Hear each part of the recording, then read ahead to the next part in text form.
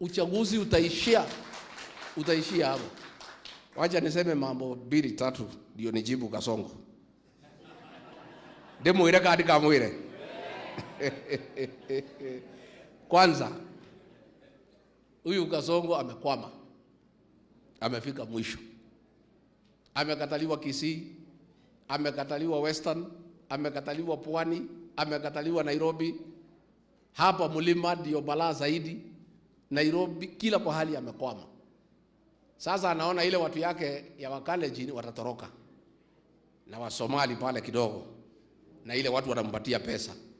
Sasa anafanya opinion poll ya uongo.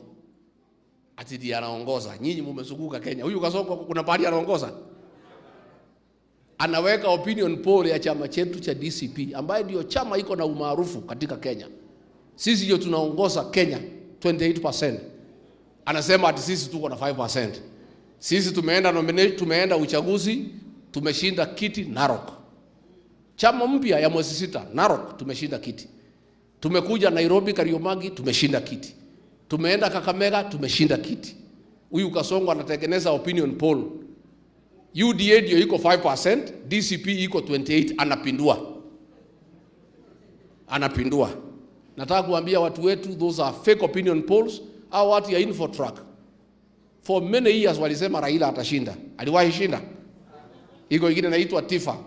These are fake opinion polls ambayo imewekwa na Kasongo. Na mimi nashindwa wanapigia nani simu? Walipigia nyinyi simu?